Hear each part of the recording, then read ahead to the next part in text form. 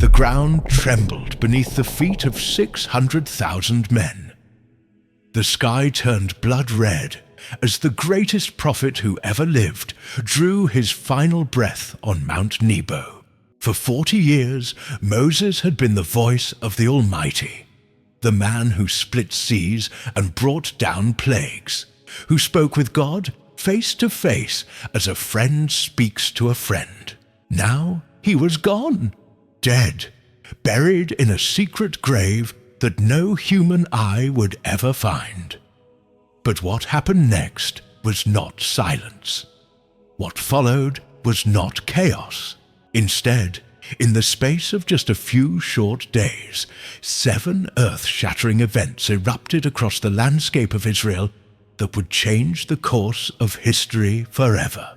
Events so shocking, so impossible, so divine, that they would echo through eternity itself. This is not just the story of what happened after Moses died. This is the story of how God moved heaven and earth to fulfill promises that were older than the stars themselves. Picture this: an old man, 120 years old, standing alone on a mountain peak. His eyes are still clear as crystal. His strength has not faded. Moses, the deliverer of Israel, looks out over the promised land he will never enter. Behind him stretches 40 years of wilderness wandering, rebellion, and divine miracles. Before him lies the inheritance his people have waited 4 centuries to possess. Deuteronomy 34:5-6 tells us, "So Moses, the servant of the Lord, died there in the land of Moab, according to the word of the Lord, and he buried him in a valley in the land of Moab. But no one knows his grave to this day." God himself buried Moses. Think about that.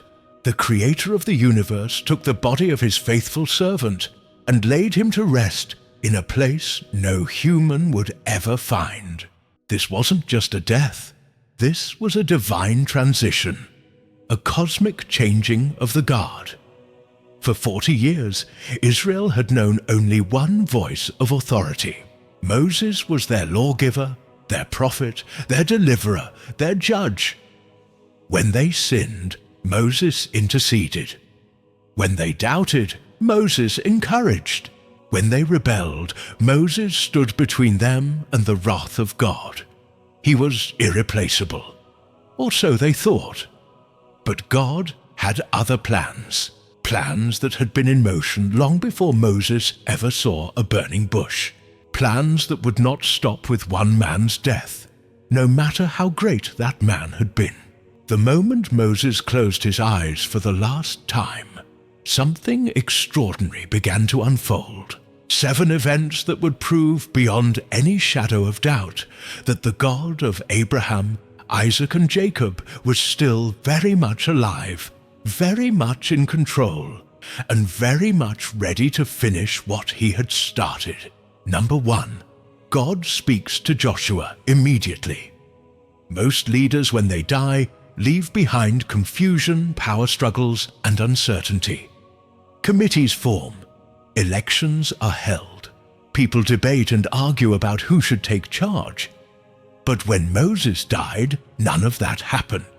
Not even for a moment. Joshua 1:1-2 records what happened. After the death of Moses, the servant of the Lord, it came to pass that the Lord spoke to Joshua, the son of Nun, Moses' assistant, saying, "Moses, my servant, is dead. Now therefore arise, go over this Jordan, you and all this people, to the land which I am giving to them, the children of Israel." Shocking. God didn't wait for a mourning period. He didn't consult with the elders. He didn't hold a meeting. The moment Moses died, heaven moved. The very next verse in the Bible shows God speaking directly to Joshua. But here's what makes this even more stunning. Joshua wasn't a political leader. He wasn't from the tribe of Judah, the royal tribe. He wasn't a priest from the tribe of Levi. Joshua was from the tribe of Ephraim, and his only qualification was that he had been faithful to Moses for 40 years. Deuteronomy 34:9 explains, "Now Joshua the son of Nun was full of the spirit of wisdom, for Moses had laid his hands on him. So the children of Israel heeded him, and did as the Lord had commanded Moses." This wasn't an accident. This was a divine succession plan that had been years in the making. Moses had laid hands on Joshua, passing on not just authority, but spiritual impartation. The spirit of wisdom that had rested on Moses now rested on Joshua. Think about what this means. In one moment, Joshua went from being an assistant to being the most powerful man in Israel. Not through politics, not through bloodline, but through divine appointment. God had been preparing Joshua in secret, and now he was promoting him in public. This teaches us something incredible about how God works. He doesn't leave his purposes to chance. Even when it looks like everything depends on one person, God has already prepared the next person. He's always thinking ahead, always preparing the next chapter. The kingdom of God doesn't stop when a great leader dies. It accelerates, because God's plans are not dependent on any one human being, no matter how great they might be.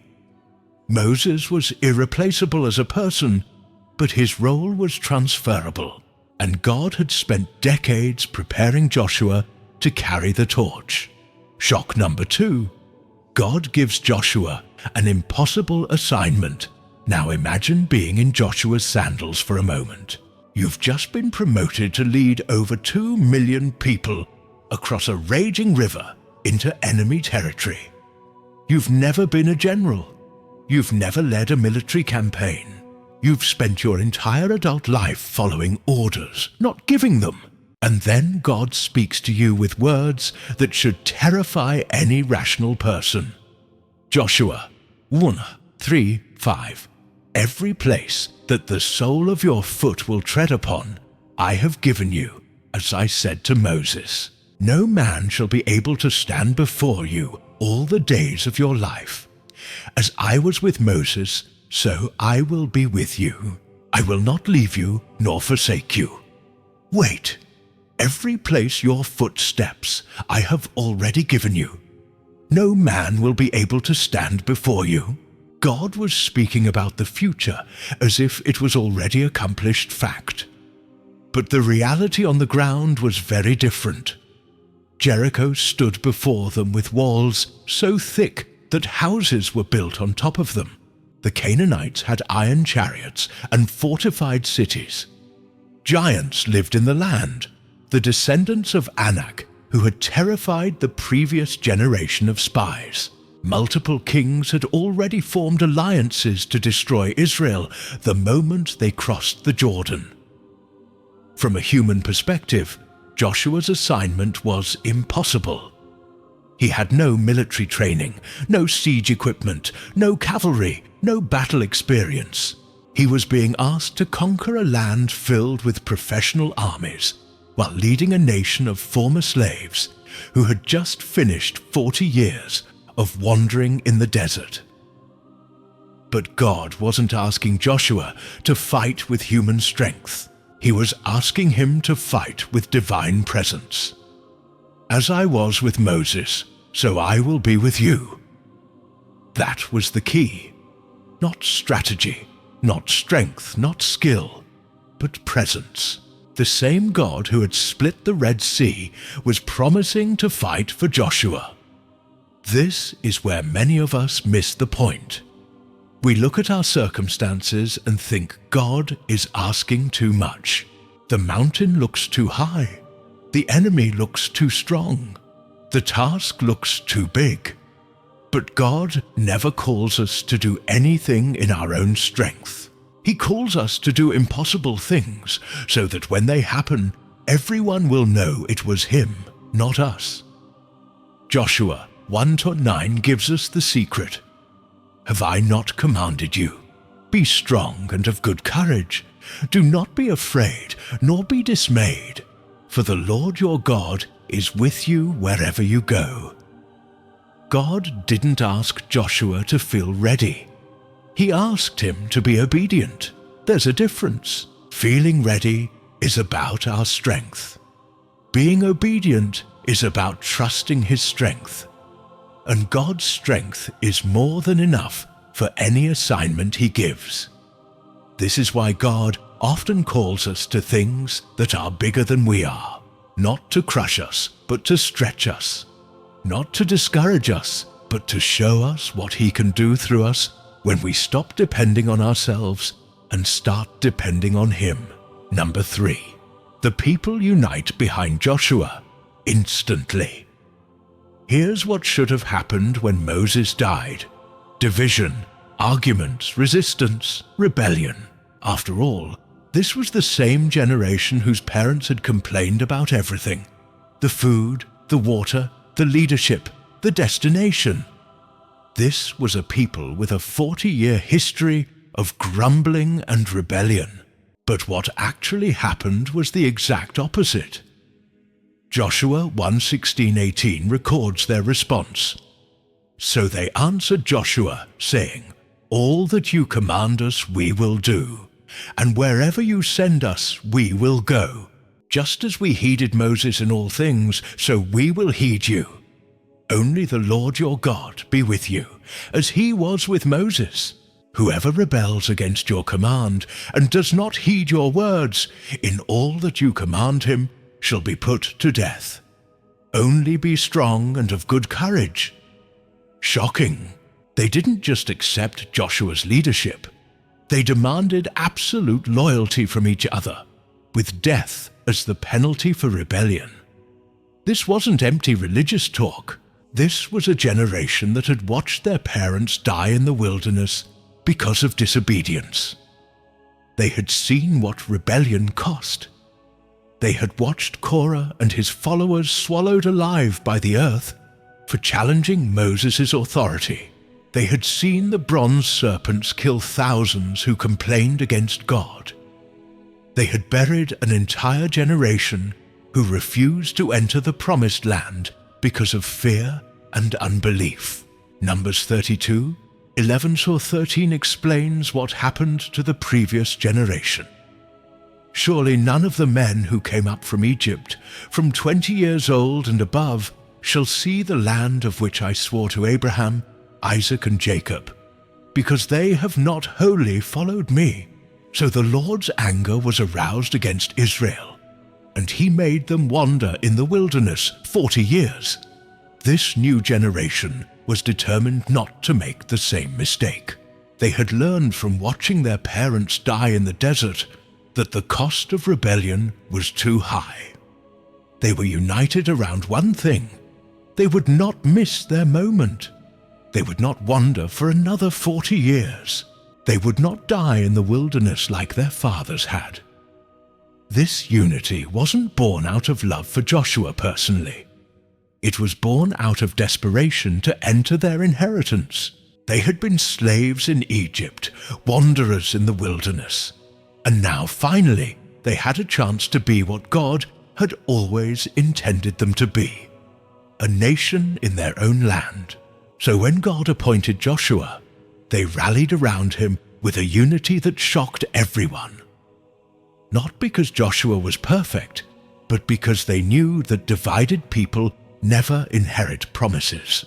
They understood that obedience to godly authority brings breakthrough, while rebellion brings death. This teaches us something important about how God's kingdom works. Unity isn't about liking everyone. Unity is about moving together toward the same goal. Sometimes God will ask us to follow leaders we wouldn't have chosen, because His ways are higher than our ways, and His thoughts are higher than our thoughts. The people of Israel learned that lesson the hard way. Their parents' generation had spent 40 years questioning Moses' authority. And where did it get them? Graves in the desert. This generation was determined to trust God's appointed leader and follow him all the way into their promised land. Number 4. God parts the Jordan River. Moses had the Red Sea. Joshua got the Jordan River. And just like his predecessor, Joshua was about to learn that the same God who opens one sea can open any river he chooses. But this miracle was different from the Red Sea in one important way. When Moses led Israel out of Egypt, they were running away from slavery. When Joshua led them across the Jordan, they were running towards their inheritance. The Red Sea was about escape. The Jordan was about entry. Joshua 3:15-17 describes what happened. And as those who bore the ark came to the Jordan, and the feet of the priests who bore the ark dipped in the edge of the water, for the Jordan overflows all its banks during the whole time of harvest, that the waters which came down from upstream stood still and rose in a heap very far away. Then the priests who bore the ark of the covenant of the Lord stood firm on dry ground in the midst of the Jordan, and all Israel crossed over on dry ground. Think about the timing. This didn't happen during the dry season when the Jordan was just a small stream. This happened during harvest time, when the Jordan was at flood stage, overflowing its banks. The river was at its widest, deepest, and most dangerous. But that's exactly when God chose to act. Not when it was convenient, but when it was impossible. Not when it was safe, but when it required faith. Because God's miracles aren't just about getting us from point A to point B. They're about showing us who He is and building our faith for what's coming next. Joshua 4:14 tells us the real purpose of this miracle. On that day, the Lord exalted Joshua in the sight of all Israel, and they feared him as they had feared Moses all the days of his life. God wasn't just opening a river. He was establishing Joshua's authority. He was proving to 2 million people that the same God who had worked through Moses was now working through Joshua. This wasn't just transportation. This was validation. But here's the part that most people miss. God didn't part the waters until the priests stepped in. Joshua 3:13 makes this clear. And it shall come to pass, as soon as the soles of the feet of the priests who bear the ark of the Lord of all the earth, shall rest in the waters of the Jordan, that the waters of the Jordan shall be cut off. The miracle required movement. The priests had to step into the flooding river before God stopped the water. They had to act in faith before they saw the evidence. They had to get their feet wet before the riverbed got dry. This is how God often works. He doesn't part the waters for spectators. He parts them for people who are willing to step forward in obedience, even when they can't see how it's going to work out. Faith means acting on God's word before we see the results. The Jordan miracle was a message to the Canaanites as much as it was a blessing to the Israelites. Word spread quickly that the God of Israel had stopped a flooding river to let his people pass through. The psychological impact was devastating to their enemies. Before Israel ever lifted a sword, their reputation had already preceded them. Number 5. The commander of the Lord's army appears. Joshua thought he was in charge. He had God's commission, the people's support, and a miracle to prove his authority. He was feeling confident about the mission ahead. Then something happened that completely changed his perspective on everything. Joshua 5:13-15. And it came to pass, when Joshua was by Jericho, that he lifted his eyes and looked, and behold, a man stood opposite him with his sword drawn in his hand. And Joshua went to him and said to him, "Are you for us or for our adversaries?" So he said, "No, but as commander of the army of the Lord, I have now come." And Joshua fell on his face to the earth and worshipped and said to him, "What does my Lord say to his servant?" Then the commander of the Lord's army said to Joshua, "Take your sandal off your foot, for the place where you stand is holy." And Joshua did so. Shocking! This wasn't an angel with a message. This wasn't a vision in a dream. This was a divine warrior with a drawn sword, claiming to be the commander of heaven's armies. And when Joshua tried to figure out whose side he was on, the answer was stunning. "No, I'm not on your side or their side. I'm here to take over." Most Bible scholars believe this was a pre-incarnate appearance of Christ himself, the same divine being who would later be born in Bethlehem, die on a cross, and rise from the dead. The same one who told Moses to take off his shoes because he was standing on holy ground. This encounter completely redefined the mission for Joshua. He thought he was the general of Israel's army. Now he realized he wasn't even the highest-ranking officer in the battle. He was just a lieutenant taking orders from the real commander. The battle for Jericho wasn't going to be won by human strategy or military might. It was going to be won by following heaven's battle plan. And that plan, as we'll see later, was going to be unlike anything any human general had ever imagined. This is one of the most important lessons in all of Scripture. Spiritual battles require spiritual strategies. You can't fight principalities and powers with flesh and blood weapons. You can't overcome demonic strongholds with human wisdom. You need heaven's perspective and heaven's power. Before Joshua could conquer Jericho, he had to surrender to the real commander.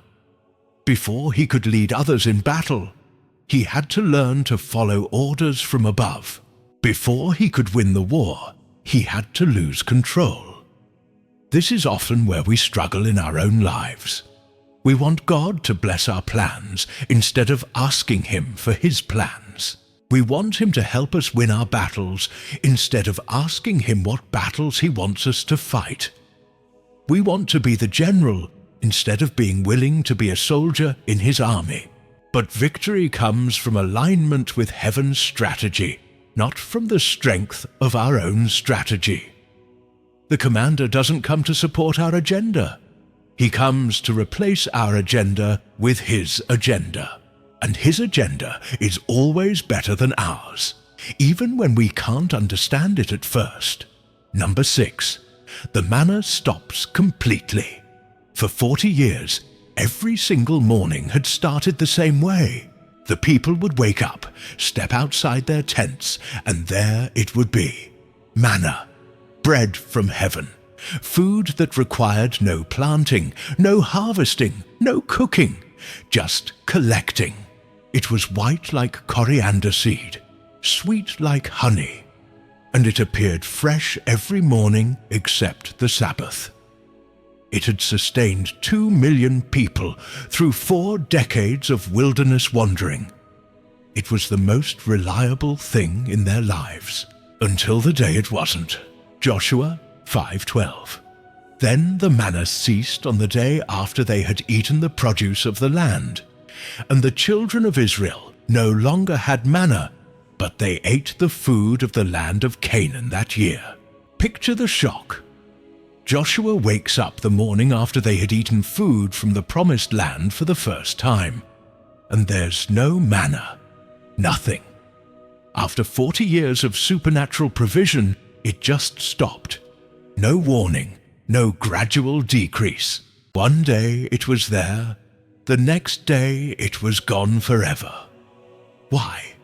Because they no longer needed wilderness food. They had arrived in a land flowing with milk and honey. They had tasted the fruit of their inheritance. God was saying, this is a new season. You can't live off yesterday's miracles. It's time to grow up. The manna was perfect for the wilderness, but it was inadequate for the promised land.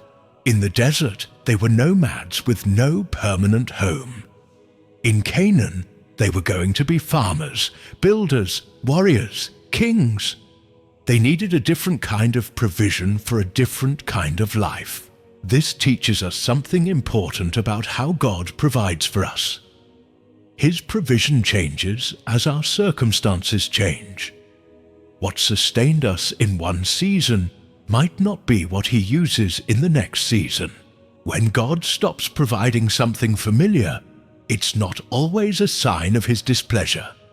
Sometimes it's a sign of promotion. The Israelites could have panicked when the manna stopped. They could have complained, "God has abandoned us. Where's our food?" But instead, they learned to trust Him in a new way. Instead of collecting food from the ground, they learned to plant seeds, tend crops, and harvest grain. Instead of being dependent, they learned to be productive. God's provision never stops, but it often changes form. He provided supernaturally in the wilderness because that's what they needed to survive. Now He was going to provide naturally through their own work in a fertile land, because that's what they needed to thrive. Sometimes we get so comfortable with how God has provided for us in the past that we resist when He tries to take us to a new level. We want to keep collecting manna instead of learning to harvest crops. We want to stay dependent instead of becoming productive. But God's goal isn't just to meet our needs. It's to mature us into everything He created us to be. Number 7. God orders mass circumcision before battle. If you thought the other shocks were surprising, this one defies all logic. The Israelites had just crossed the Jordan.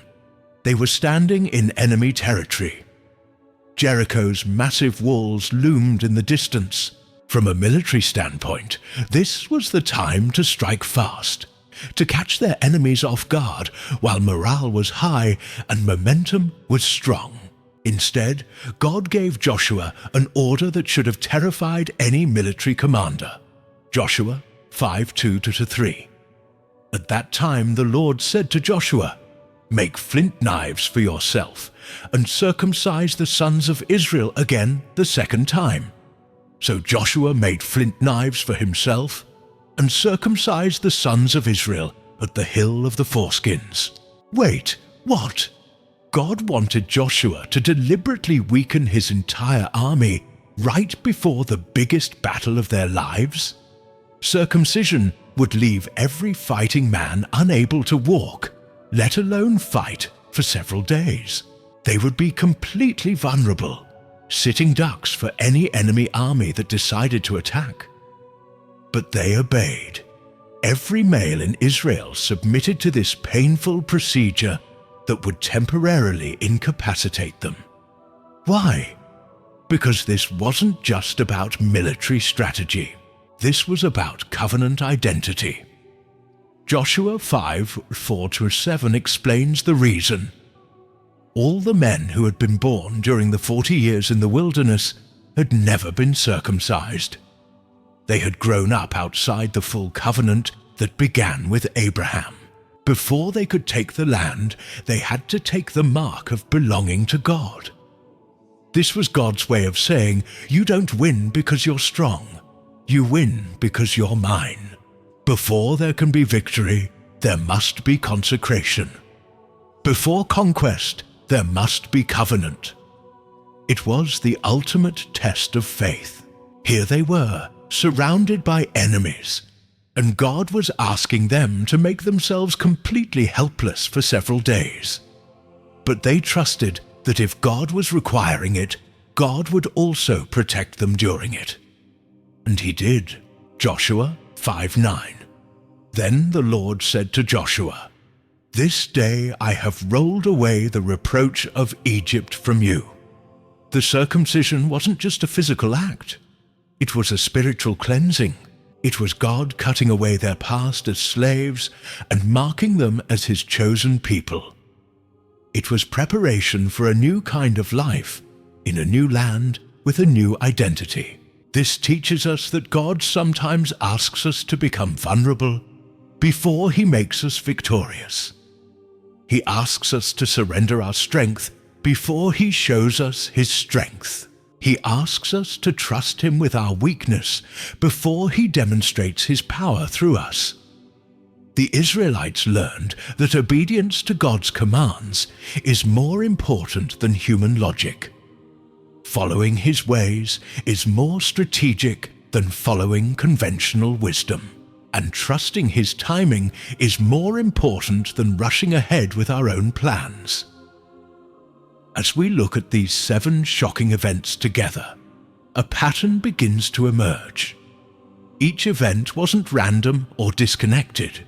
They were all part of God's master plan to prepare his people for what was coming next. God appointed Joshua immediately because there was no time to waste. The moment had come to enter the promised land, and he had already prepared the right leader for the right time. God gave Joshua an impossible assignment to prove that victory would come through divine power, not human strength. If the task had been easy, Joshua might have been tempted to take credit for the results. The people united behind Joshua because they had learned from their parents' mistakes. 40 years of watching rebellion lead to death had taught them that obedience to godly authority brings breakthrough. God parted the Jordan to establish Joshua's credibility and to demonstrate his power to the enemies who were watching. Word of this miracle spread fear throughout Canaan before Israel ever drew a sword. The commander of the Lord's army appeared to take control of the battle strategy. This wasn't going to be won by human military tactics, but by following heaven's supernatural plan. The manna stopped to transition them from survival mode to conquest mode. They couldn't live like wilderness wanderers anymore. They had to start thinking like the inheritors of a kingdom. The mass circumcision happened to renew their covenant identity before the battles began. They needed to remember who they were and whose they were before they faced the challenges ahead. Every shock served a purpose. Every surprise had a reason. God wasn't trying to confuse them or test them unnecessarily. He was preparing them step by step for the greatest victories of their lives.